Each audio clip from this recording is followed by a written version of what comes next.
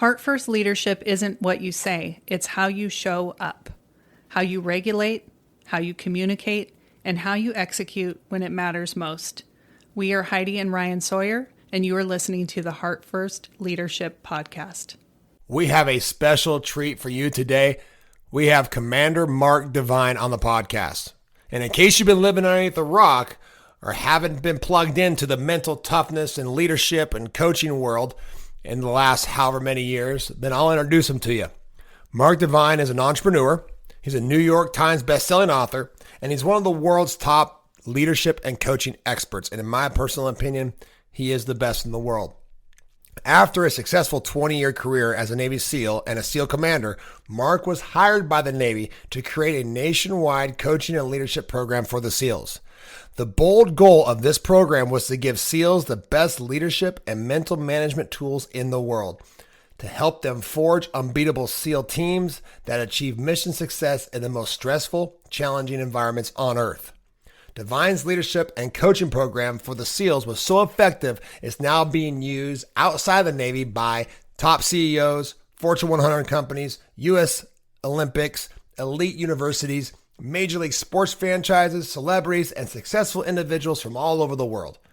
Mark Divine is the author of 5 best-selling books, including his latest book, Staring Down the Wolf, 7 Leadership Commitments That Forge Elite Teams.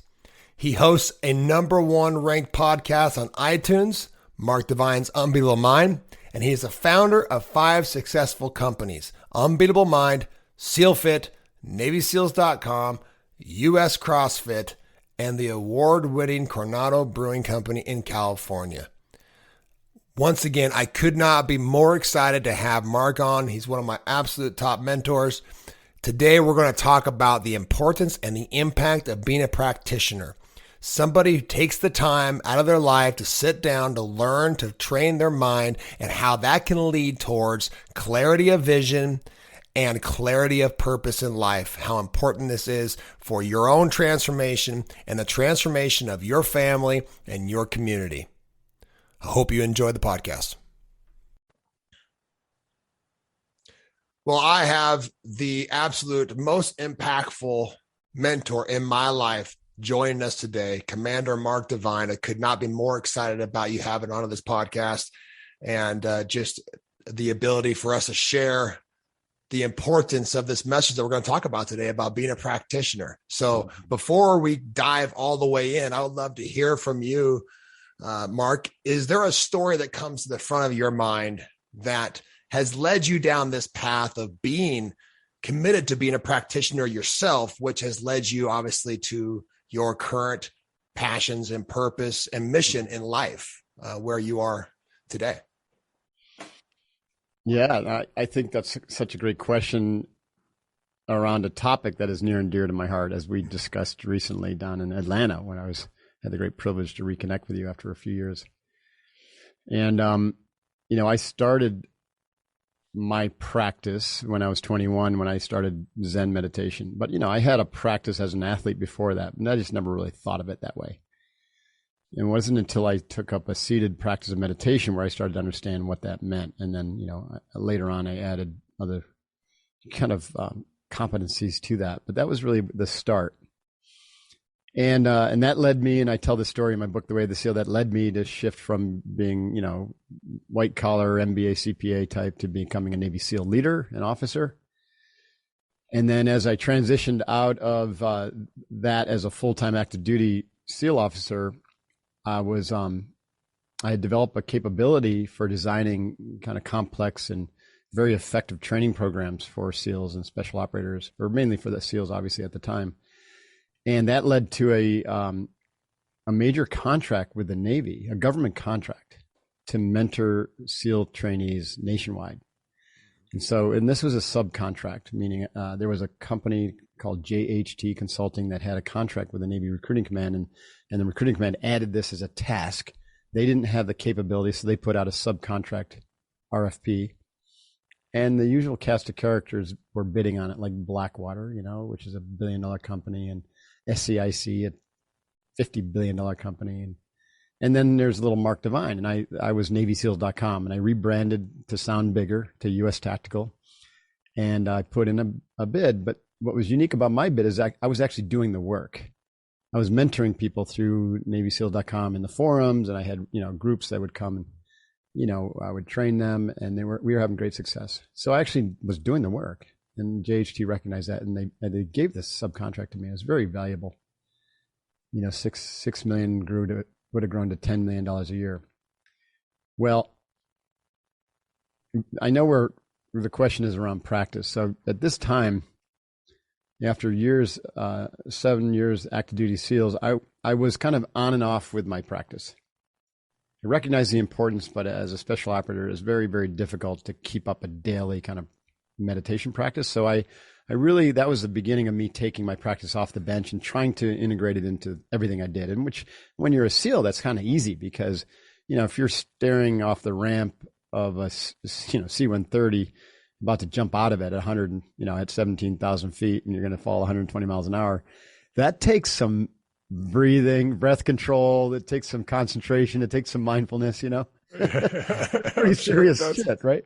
And when you're on a 4-hour dive underwater and you got nothing to do but, watch your depth gauge and your course, there's a lot of box breathing going on. There's a lot of practice. Sure. Well, when I got off active duty and I got into the business world, as you know, it's just pure chaos and constant demands on your time.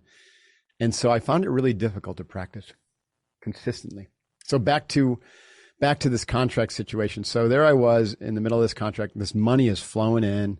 I'm now in government contracting. We set up this, the structure for this program, and we knocked it out of the park. Like, we literally had an extraordinary impact in 1 year. We took the pass rate on the Navy SEAL screening test for recruits from 37%, mind you, only 37% of people who were supposed to have already passed this test were passing it when they showed up at boot camp. Right. We took that up to close to 90%. So the quality of the recruits within the 1 year that we had this contract went really up significantly. And that helped bring in higher quality candidates to BUDS, and has been attributed with decreasing the attrition rate by 5%. So it had a big impact, and that's a big financial impact as well as quality of the force. Well, Blackwater was really pissed that I had won this contract, because they're supposed to be the big, gorilla in the Navy SEAL contracting world. They were staffed with a bunch of former SEAL Team 6 guys. The owner was a former Navy SEAL billionaire named Eric Prince, and apparently he went to war against us and said that contract should have been ours. So what they did was they went after JHT, and they hired some people to investigate. And it turns out that in the exact year that we got that subcontract, JHT was about to size out, or had sized out, of their small business contract vehicle size, which I think was $75 million at the time. And so they challenged the award of this specific contract on those grounds. And of course, all of this was going through Fleet Industrial Supply Center, Norfolk, which happens to be Blackwater's backyard, where they run hundreds of millions of dollars of contracts through to Blackwater. And, lots of dinners and lots of alcohol being, and lots of perks being flown, shuffled through to that contracting shop. Sure. And so, of course, this contracting shop finds in favor of Blackwater, and they throw out the entire contract and then put it back out to a full-size company bid instead of sole sourcing it back to us as a subcontractor. We were already doing the work and knocking it out of the park, and Blackwater won the contract. And so this story is fascinating because it shows you the fraud that goes on in government contracting. They wouldn't even give us a debrief, and you're legally entitled to a debrief. And so we held them accountable. We finally got on the phone with Fleet Industrial Supply Center, Norfolk, and tensions are running high because I had all my 36 SEALs, former SEALs who were out doing the work, were on a non-compete, and yet they were being hounded by Blackwater because Blackwater wanted to hire them, right? Sure. And yet Blackwater's whole bid was predicated on having this entire other staffing plan that had nothing to do with my people. And when I talked to Fleet Industrial Supply Center, they said, well, Blackwater won the award because they had a superior staffing plan. This is irregardless of the fact that we were already doing the work and we were kicking it, right? We were knocking the ball out of the park. And the very next day, so that night I knew, it was like, we're toast. People were saying, Mark, you got to fight this. Lawyer up and fight this. It's fraud. And I said, no, I'm going to go back to my meditation bench. I'm going to get back to my practice. and I'm going to figure out what I should really be doing with my life, because this is a shark infested water and I'm a minnow. So I had a conference call with all my SEALs, and I said, listen, guys, I'm not going to fight this. And at the same time, I'm not going to hold you back from your careers. So I release you all from your non-compete agreement. Sure. The very next day, Blackwater hired every single one of them. So their entire proposal was total bullshit. Right. And they took this $10 million contract right out from under me. And they finally lost it last year due to poor management of it, right? The Navy finally said, screw it, we're not doing this anymore. But it took a long time, because that was 2006. So it took almost 15 years for them to screw it up. That's how strong it was, that, the program that we built. At any rate, so back to your question, that was painful for me, because, that was a lot of money and it would have grown. And, I have friends who've made hundreds of millions of dollars selling their government contracting businesses, and look at Blackwater themselves, And so I went back to my meditation bench and I said, you know what, screw it. This is the second time I've gotten my ass handed to me in business since leaving the SEALs. The first was the Coronado Brewing Company. So I've got to get back to my bench and get back into my consistent meditation, because when I was doing that before I joined the Navy, I gained such clarity, and it transformed my life, because I knew that I wasn't meant to be a CPA, and that's what led me to the SEALs. And now I'm in a similar situation where I'm off active duty. SEALs are behind me, even though I was still a reservist. And yet I don't really have clarity on where I'm going in my life. I'm just trying to make money. The brewing company was about beer and making money, and this contract was about doing something I knew I could do and making money. Right. But it wasn't my purpose. It wasn't my calling. And I had known enough from my earlier practice that the answer to your calling lies inside. But you got to get quiet enough to listen to it and to hear it. So I decided not to fight Blackwater. I decided not to make any decisions until I had that clarity. And I started practicing every day. And there was like a lot of financial stress. My wife was freaking out, and I was just give me some time. And one day I was meditating and it just came to me, right? I was like, okay, I wasn't 100% off target with a government contract. I just knew that I loved training people, and I wanted to bring some of the tools that had really broken me free. I wanted to bring those to other SEALs and special operators, and I couldn't even do them on the government contract. That was just like herding cats to the pool and PTing them. So that's what led me to creating what became SEALFit, which was my attempt to integrate physical, mental, emotional, and spiritual training in a leadership and team context, right? And deliver it to special operators. And that training was extraordinarily successful when we launched it. And it was about a year after, getting kicked in the jimmy by Blackwater when I launched SEALFit. Wow. It set me on the course we are today. So it was a good decision to go back to the bench, and I've never let my practice go since then. That's beautiful. And being able to derive the gift from what seemed to be this massive failure in your life, or being somehow, something robbed from you, and right. You pause, come back to the bench, come back to your practice, and find the gift in it, which is huge. There's a gift in every what you perceive to be an obstacle or failure is not. It's actually a gift, as you said, because it's just the universe telling you you're going down the wrong path. That's right.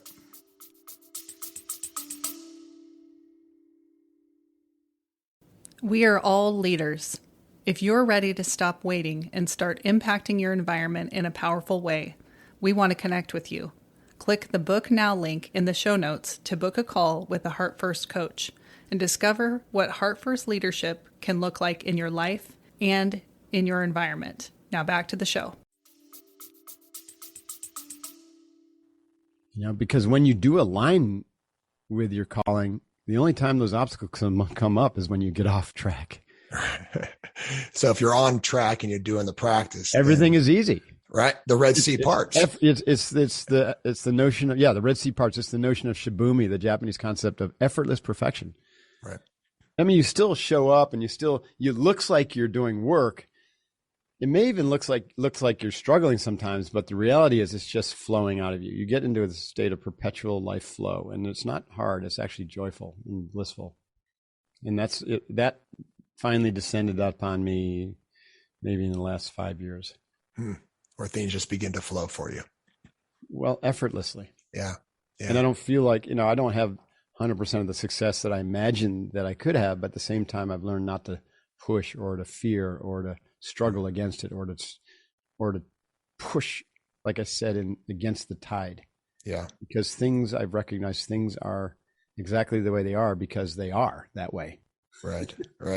And yes, you can have vision and you can have plans and everything, but the harder you push, the more likely you are going to be pushing in the wrong direction. So to allow things to unfold spontaneously and effortlessly, but that takes great awareness, great practice. It's an outcome of practice. It's not something you just decide to do. Right. So I have to go back because when we did the training years ago at Kokora Yoga, right, every single thing that we talked about, it seemed like at the end of that conversation, you came back and said, well, yeah, but you're going to have to practice. Like the idea of practice was constantly just drilled into our heads. Which is the first sutra, right? The first yoga sutra is without practice, nothing can be achieved. Right. And so I was having this conversation just the other day with a business friend of mine who is also a former athlete. And I was talking about the importance of practice. And I think he made it seem like, well, yeah, you go out and you play catch to learn how to play catch, right? This idea of the actionable steps of practice. If let's say you're in sales, then you have to practice selling to get better at selling, right? Mm-hmm. Rather than understanding that what we're talking about, and I hope to try to derive a little bit better definition of practice from this conversation, is saying the non-action side of action, right? And to be able to master that first and then go put that into action to a place where eventually what you're saying is it comes into a place where we're constantly kind of just navigating the hard and the soft, the non-action and action that seems to happen with ease. But when we're starting, we have to first, be still enough. Overcome inertia in order to be still. There's a lot of what you said there. And I will start out by saying it's unfortunate, especially with the English language, that words can limit us so much. And the idea of the word practice is a good example. What we really are talking about, and the words, well, I won't even bring in other words, but would be the work of your life. So let's say, stop thinking of practice, because it does. Most people will bring in the sports metaphor. You got training and you practice a skill. What's really talking about here is the work of your life. And what does that mean? It means it's the self-examination, the self-reflection, the constant refinement of your mind to be able to think clearly about your purpose and also what you're going to do about it, and then to align with that. And this is so rare in the Western world because we're just not taught this. But when you investigate this and you start to live like this, you realize it's the most important thing for us as humans. And you could literally save thousands of lifetimes by discovering your calling now and aligning with it and then living it fully, regardless of, how many Facebook likes you have or how much money you think you want, or, practicing, manifestation and what you've learned through The Secret and all that bullshit. Just align with your calling in service to humanity. The more broad the service, the easier things will get, because the universe will line up all sorts of resources to support you because your mission is big, right? So that's what we mean by practice. The work of your life, figure it out, and then do it.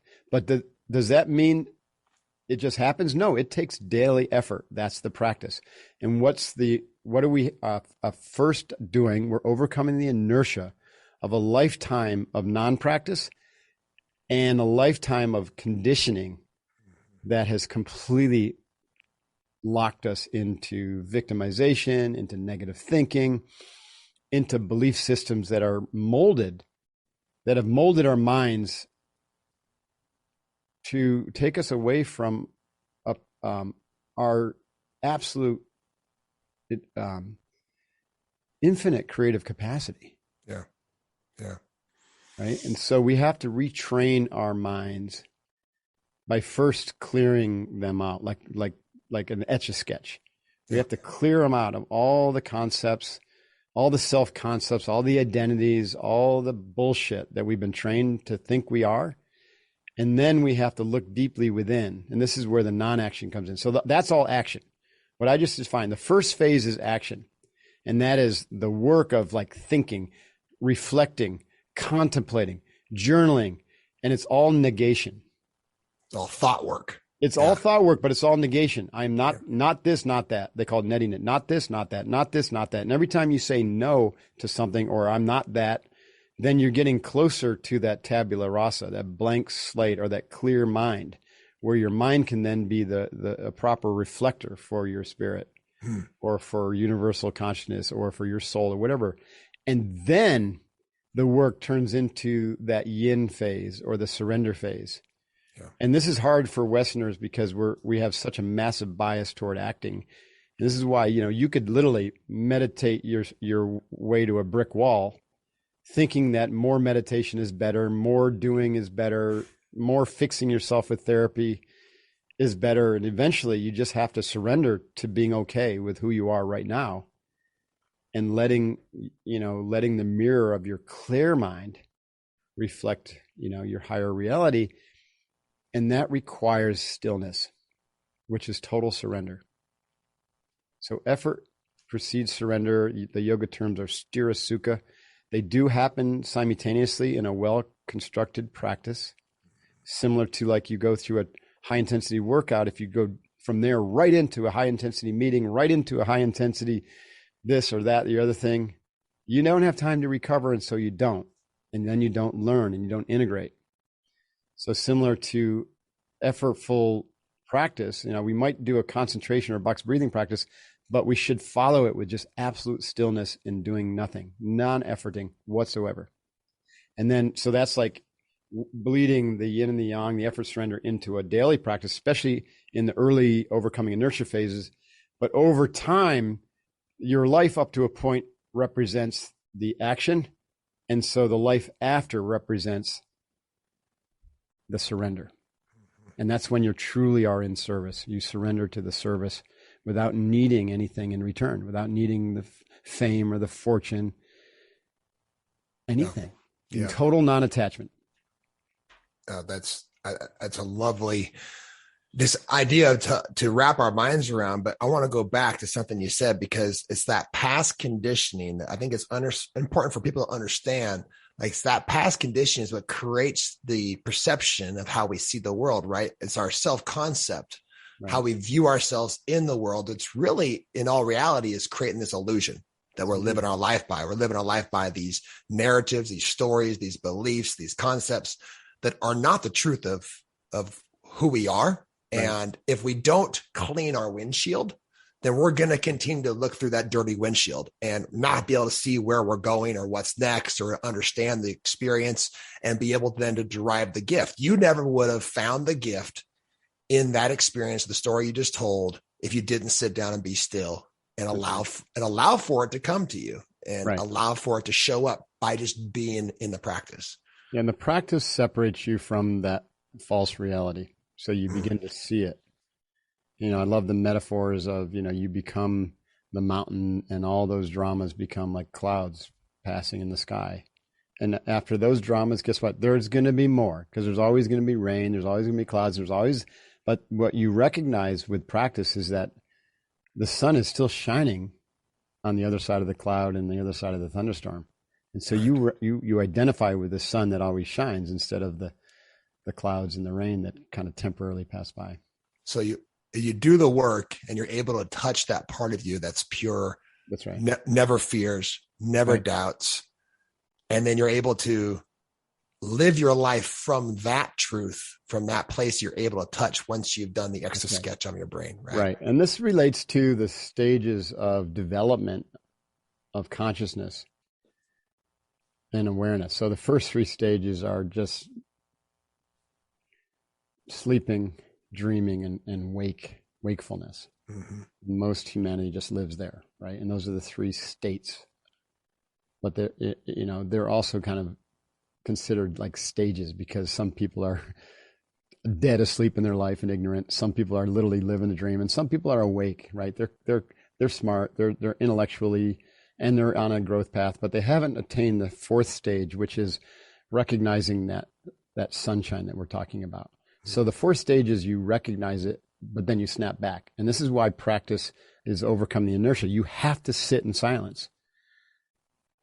And then in those moments, after it might be months or years, you suddenly, that sunshine peeks through and you're like, oh my God, there it is. But then you get off the bench and you go right back into the drama and the clouds. So that's the fourth stage, is waking up to the reality that there's more going on than meets the eye. Mm-hmm. And then that's very inspirational. And so you're like, oh, this is working. I've got to continue practice, right? And so you might seek out more teachers or more practice skills or whatever. And you have faith, right? You believe that you're on the right path. So you continue practice. And also during this time, you're starting to get clarity around your purpose, right? And so things are starting to get a little easier. You actually first go through a really rough period because you have to make some hard choices, because you've been living a dream. You've been living for other people, for society. And, like when I left my MBA and CPA behind with $100,000 in debt accrued to become a Navy SEAL, being paid $500 a month, initially, like that was painful. Sure. My family was very upset with that. But it proved to be the right path, and everything started to get easier after that. So that the four stages, you go back and forth between being aware of the sun and then being caught up in the drama.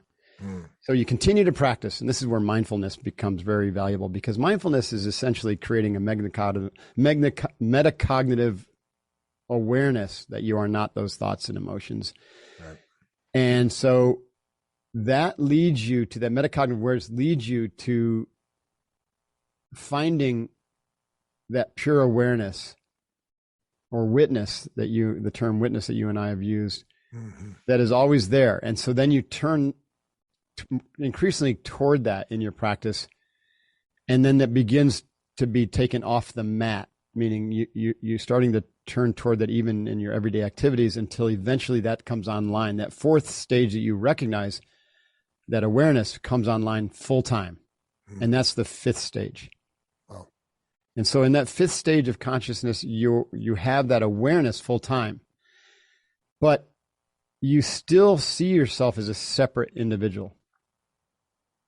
And so you continue your practice, assuming you don't think you're there. A lot of people think they're there. A lot of people think they're there in the fourth stage. When I listen to accounts of awakened awareness, or they're really talking about the fourth stage of having the experience. And people who have psychedelic experience, that's a fourth stage experience, and it's a temporary state. It's not a permanent thing. Right. You don't have a stage shift until the fifth stage, or the fifth step. So in the fifth step, now you're permanently living from that awakened awareness, but you still have this sense, you've had unity experience, but you still have this sense of being a separate individual.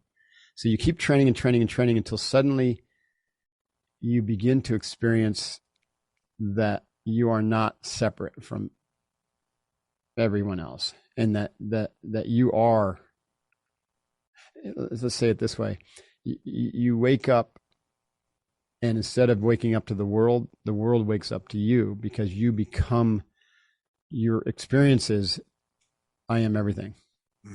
Simultaneously, I'm just a temporary point in this universal awareness, which is experiencing life as Mark or Ryan.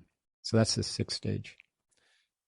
And then the seventh stage naturally unfolds to where absolutely everything in life, including a garbage dump, is seen as Godhead, as the totality of the universal mind experiencing itself. Sure. And so there's a fine line between the sixth and the seventh stage in just the expansiveness and opening of the heart. So it goes beyond just the mind into the heart mind.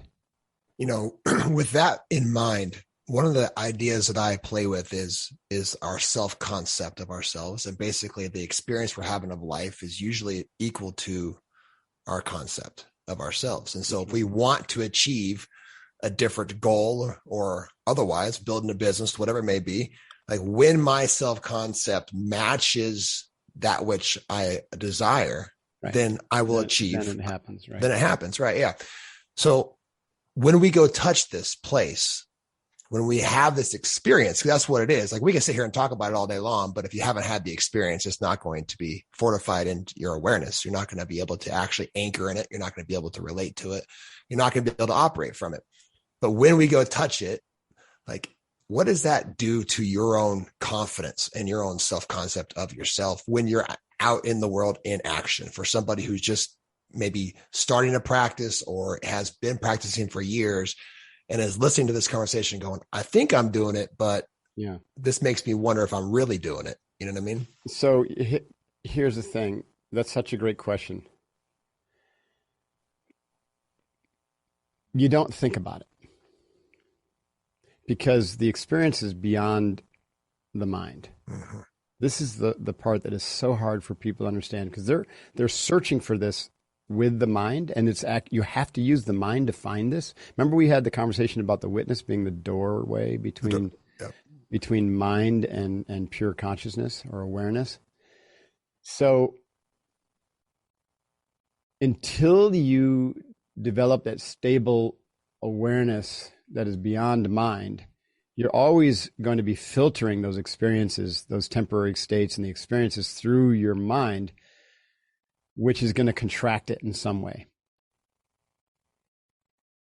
And you're even trying to define it, you have to use words. And so it just, every time you define or you try to put words to it, it just gets narrower and narrower. And you even feel like, you can't, because you can't describe the experience from the level of mind.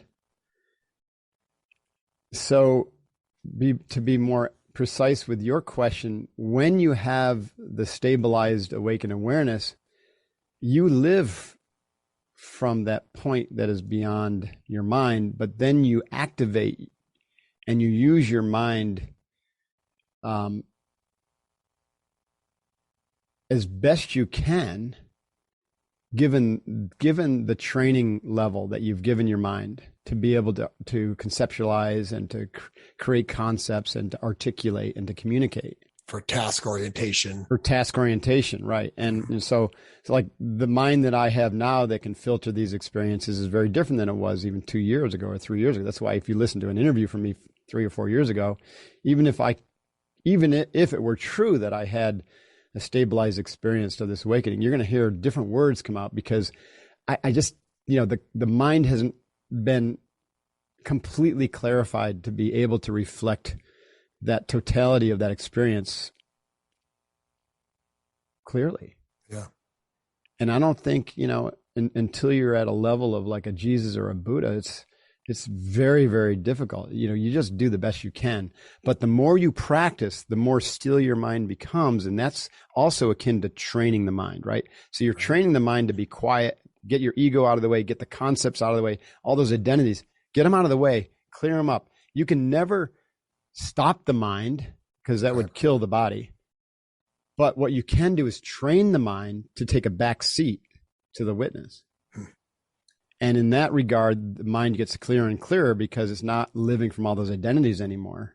Right. So that when you then enter into conversation, you often are the quietest one in the room because you're just listening quietly. And then when something needs to be said, it literally comes to you quite spontaneously. You're not sitting there trying to formulate a thought. It's like, boom, there it is. Yeah. And this is the way, like it is with me now with podcasts. I don't think about what I'm going to say. I have no idea what's coming next. It's just flowing out of me or through me. And I think that's the experience is like, it almost is beyond mind, but it has to be filtered through the mind, right? If I were maybe like the most advanced human being, I would be able to have this conversation in any language. You know what I mean? But I can't. Just pulling information. Yeah, right? I can't because my brain and my mind was shaped, with the Western mindset and English language. Now, meditation greatly expands that, and I have no doubt that if you wanted to learn something like that, you can. There's specialized yogic skills to learn languages very fast, or to live to 500 years old. But those all take a lot of time and a lot of energy and a lot of. We talked about that. Those special skills, are even warned. Patanjali in Yoga Sutra warns about those because they're attainable by pretty much anyone who wants to train them, because the mind will create your reality. So if you want your mind to create a body that can live 500 years, it will do it, but it's going to take all of your time. Right. At what sacrifice? What sacrifice? Right. And the funny thing is, it reminds me of this author I'm reading now, Nisargadatta Maharaj. And he was like a really simple man who had this incredible enlightenment. He was a Nath yogi who followed the Ramana Maharshi path, just focusing on that direct, not this, not that, not this, not that, to get to the sense of what is this reality really. And he said, blows minds away, but I believe it. He said he had a yogi visit him, a very advanced yogi who was over 1,000 years old. And this guy, and Maharaj was like, great. Why? Right. What? Right? Because obviously, if you're practicing real yoga, you recognize this whole thing is an illusion anyways. So why stick around for 1,000 years? Right. So what are you trying to prove by sticking around for 1,000 years? Obviously, you're missing something here. I mean, it sounds cool to be 125, 150, but 1,000. Right. But 1,000. I know. I mean, maybe just to prove it can be done. It'd be fun. Sure. Yeah, just to say that level of mastery has been obtained.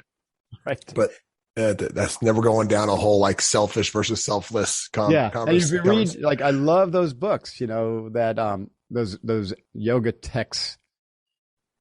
God, because they, when you read like hundreds of counts of advanced yogis doing shit like that, like walking on water, right? Like Jesus did. He was an advanced yogi. He spent the years that are not accounted for in the Bible, he spent in India.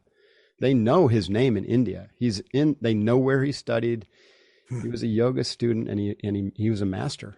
Yeah. And he came back with siddhis. Siddhis are those advanced powers. Walk on water, manifest shit out of thin air. He was very discreet with how to use them. And he used them to great effect, but he wasn't trapped by them, right? He knew that, he had a very specific reason for using those. But it can be easy to trap because your ego, says, "Oh, look at me. Look what I created." Yeah. Right. Look what I created. And then you get stuck. Yeah. We lose the whole purpose behind why we practice, right? Which is freedom. From any attachment of the ego or the life. The other thing that I heard pop up underlining when you were talking there, Mark, was with more consistency, with more practice comes more proficiency. Right? And the more proficient we become, the more impactful it becomes in our life. Like this, it's just a snowball effect. Momentum power. Yeah. Compounding power, and the energy, like your mind is accruing all this ability to concentrate its energy. Yeah. Which is radically different than the diffusion of energy you see with minds in our distracted society, right? And it's almost every time something new, technology introduced, it distracts humanity more and more and keeps them trapped more and more in dependency and takes them away from their true power, which is to be free individuals. Yeah. And so you can see how there's almost these two movements going on. One is to keep humanity distracted and entertained and, to have it easy to move away from pain and toward pleasure. Sure. Right?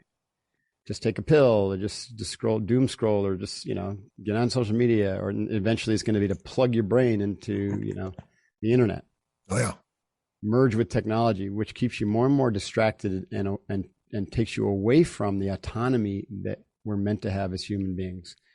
The freedom that comes from really having 100% control over your mind and be able to create what you want. And as the more you practice, the more power your mind has to basically create quicker and quicker Sure. the outcomes you want.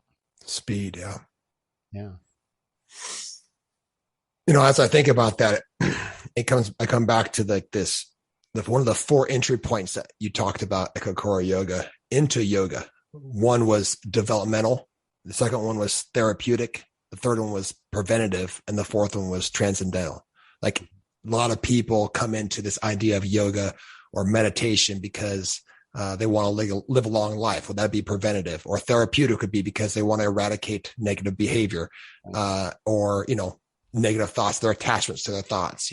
Transcendental, people are spiritual seekers, and they want to evolve. They want to have an experience outside of themselves. But those other 3 are, the possibilities of them are fairly limited until we first develop the skill of concentration, of awareness, of this connection to this witness, like to the idea of becoming a practitioner first. Like, I tell people this all the time within our coaching, is to say, your number 1 priority should be to be someone who practices, like, without attachment to any sort of outcome or experience. Because when we start trying to, I'm going to have that experience of touching this thing, like, guess what? It's not going to be there. Right. Yeah. And so to be someone who just sits down and gets familiar with their breath and becomes still, like, just starting there. What I agree with that, but I will also say that, not all humans are built the same. And some people have real difficulty sitting down in silence and doing what you and I are talking about right now as a practice. And the Bhagavad Gita talks about this. There are different forms of practice. Bhakti yoga is the practice of devotion. And so, the drum circles and the chanting and, that is, and just being utterly devoted to a deity or to Jesus, that's practice. That's a powerful, because that's heart practice. And then karma yoga, right? Remember we said Kokoro yoga is the integration of all of these. It has service, selfless service. It has devotion. It has Raja yoga, which is the royal path of, perfecting your body and mind so that you can then experience, that. Jnana yoga is the practice of just meditating on I am, that who am I, or I am that kind of. Who am I? Yeah. So people, different personality types will be attracted to a different type of practice. So I think it's really important for people to understand that you don't have to sit and meditate in order to advance or evolve your spirit or consciousness. It might be simply like selfless service, which, is like Mother Teresa or just countless people out there just literally showing up every day in service, like a farmer or even a garbage person. Like, that's selfless service. Now, the point is to do that with awareness. Right? Do that with awareness. And that's incredible. That's very powerful practice. In fact, that was the point that Krishna is making to Arjuna in eve of the battle in the Bhagavad Gita. Is like, Arjuna is like, I don't want to go fight my cousins and my brothers over there, right? People are going to die. And Krishna, who represents God, having a conversation with him as his charioteer, says, you must. This is your karma. This is karma yoga. Like, you have to fulfill your duty. So just go do it because you're a warrior. Otherwise, you will reap serious karmic, demerits, so to speak. Right. You'll have to repeat this lesson. Yeah. So that was karma yoga, Don't avoid your path, right? Yeah, do the path to the fullest expression of your capabilities, but do it with awareness. So that's a path. That's a practice. The heart bhakti, that's a practice. Then, traditional yoga, not just stretchy, bendy, sweaty to look good in a bathing suit, but the full 8 limbs yoga. Right. The royal, that's a practice. And then you have the integral yoga, which is what we try to do with Kokoro yoga, which is, let's combine these because that's going to be a fast path. Let's combine the Jnana yoga, the Bhakti yoga, the Karma yoga, the royal yoga, and put it all together into an integrated path. And that's where we came up with like self-mastery, which is like Raja yoga, in service, which is Karma yoga, but do it with heart, which is the Bhakti yoga. They all have a quality of slowing down. They do. Yeah. Awareness. Awareness. Doing it with awareness. So like, remember Karate Kid? I want to get to the really fancy fighting stuff. No, just go paint this fence or wax this, wax the car, and it's the wax on, wax off, wax on, wax off. So what that was is I have an awareness that I'm doing this for a reason. I'm doing this not just to paint the fence, but to improve my mind, to be aware, to be present. So while I'm painting this fence, my mind isn't wandering off all over the place. I'm actually just focusing on the quality and the moment and trying to get to that experience of the power of now that Eckhart Tolle talks about through painting the fence. Right. That's practice. Do it away. There's a great story I love to tell once in a while when it pops into my head. Is this monk, this kind of wandering monk or beginning monk or wannabe monk shows up at this monastery, and all these, long-term practitioners have been there forever. And they're like, this guy was a total dunce. He wasn't educated. He was kind of goofy. And they were making fun of him, so this is the thing, like just being a monk doesn't make you enlightened or like even a wise person. A lot of those people are all full of their own little dramas and everything, and they're hiding from the world. Right. With all great respect to people who take that path. They know what I'm talking about. There's tons of drama in those settings. And it's a harder path to be out in the world in karma service, in service, than it is to be hiding in a monastery. At the same time, if you're at the right level of evolution, that might be what you need. Sure. Or if it's maybe it's like karmically what you chose to do in this lifetime. So you didn't have to deal with the chaos of the world. And so that's fine.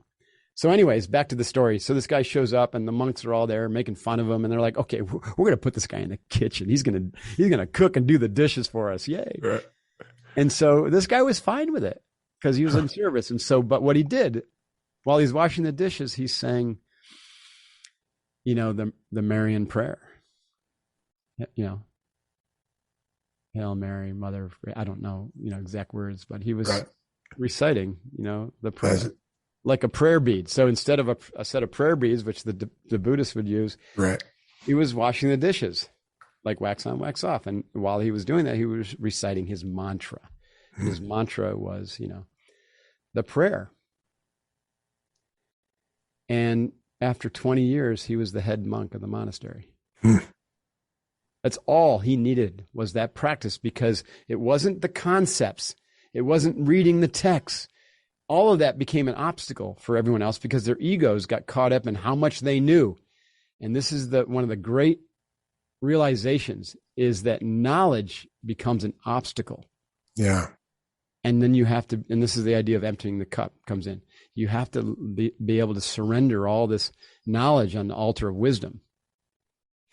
And the altar of wisdom is to clarify your mind through constant repetition until it gets to that still point that we called still water runs deep in Kokoro yoga, if you recall. Yeah. In that still point, then your mind is able to reflect pure consciousness more clearly. It takes time. Although, sometimes you can have an instantaneous awakening or experience of it, but to really still the mind and get to the level we're talking about, it just takes time. Yeah. Like we were saying earlier, and you get wiser and wiser the more you practice, but the practice isn't by sitting. It's not sitting on the bench every morning anymore. It's this constant repetition of a mantra. It's a constantly being in service. It's a constant devotion where that becomes everything, and the actions you're taking are secondary. That's practice too. Yeah. I'm trying to decide. I had one more question for you, but I think we've been going here for quite some time. So I just greatly appreciate it. I do want to tell one quick story, Mark, because I think it's in alignment with everything that we're talking about. For years, I have been on this path of getting myself to this present moment of being somebody who's coaching, speaking, content creating, whatever I'm doing, right? Podcasting. I come from a life of, I was a collegiate football coach for years, but then I has a residential painting company that kind of fed my life in a way where I had a lot of work to do on myself. So the residential painting company was my mindfulness practice with my seated practice. And that's when I seeked out your mentorship and found you and, went all in to understand all the concepts that you teach and continue to digest everything that you put out. And in that process, you years ago, I saw myself here and accepted it, like meaning doing the things that I'm doing. And that even your future vision came clear to you before. Yeah. Yeah. And to the level of like accepting it and living it out. One of the things that I played with in my mind as it would be happening if I was all in would be that you and I would do a podcast together. So that was one of the reoccurring reels in my mind saying, if I was doing it and I was going all in, probably be a good chance that Mark and I would have a fun conversation about something. So, so there you were a few months ago with an opportunity to come down to Atlanta, and you spontaneously said, that's a good idea. You didn't know I was going to be there. Nope. Right. And so that these things tend to, the way I look at that, Ryan, is it's already happened in our spiritual life, which is in an eternal now moment. And then we just stretch it out in this lifetime. And the more you practice, the more you align with what's already happened. And then you just allow it to flow spontaneously. And if you resist that, that's when you get the challenges like we talked about earlier. That's when life gets hard. Because all you're doing is slowing down the inevitable. Sure. With your resistance. Yeah. Makes me think of, a conversation that we had as well was your mission to reaching and impacting 100 million leaders, doing this work to this type of level. And we had that conversation. Well, it's already done. Because it's being done through people like you. Well, that's the ripple effect. Through the students, right? Yeah. Through the students. And I continue to do my work, which is to teach more people who will become students, who will then have their students, who will then have their students. Yeah. I agree with you. It's already done, but I couldn't actually go out and tag the 100 million people who've been infected by our work. That's part of that faith and unknown. We have to just surrender that, and surrender that to the process. So for me, it's better to pretend that it hasn't happened so that I have the motivation to continue this work for another 20, 30, 40 years. What has changed? Probably not 1,000, no. If I'm still doing this 1,000, that means I've failed. That's right. We're missing the mark there somehow. Yeah. So tell me, Mark, what is up front? I know there's a lot of exciting things happening with Unbeatable. There was a bit of a rebranding recently, all the different programs that you guys offer. I know you launched a community platform. Right. All those things are going on at Unbeatable. And I'm just going to tell anybody who is at all wanting to go deeper and work on themselves, like this is the best foundational program there is on the face of this planet. And Mark Divine is the most servant leader, world-centric leader that there is walking the face of the planet. And this is my personal opinion, obviously, but wanted to say thank you for everything that you've done to this point in your life that made, all of our transformations possible. And just to be an incredible mentor, and we're not stopping because I'm bringing my son to Unbeatable. Just getting warmed up, Ryan. We're just getting going. And I think I told you, Colton and my 9-year-old son's going to be at Unbeatable in September. I got my tickets and everything. He's doing ice baths. He's doing cold exposure every day. He's doing his mental training. Awesome. He's doing all the things. But I would love to hear from you. Like, what is up front? What are you working on? What's new to you? Well, I'm getting my doctorate in global leadership and change, and that's to bring some Western-sized credibility to our programs at Unbeatable, and for the skeptics of the world, who don't believe anything unless there's some validation from the academic community. So that's painful but awesome. I'm at Pepperdine. That'll take me a few years. As you mentioned, Unbeatable, we're actually really kind of radically focused on our notion of peer group learning, because as you know, it's like you really learn with peers who are, on the same path, but, in their own way, where you can be held accountable and bounce ideas. And it's a coached peer group setting. That's something I want to talk to you further about, see if you have any interest in partnering with us on that as a coach, because you'd be incredible. So we're really kind of launching that pretty soon, which is an evolution of what you experienced down in Atlanta. So we'll have kind of the international kind of boat crew, but then we want to take that to a local peer group experience where, kind of like a Vistage or YPO, you get together monthly with your peeps and you stay with those people year over year, and it's all focused on your integrated development.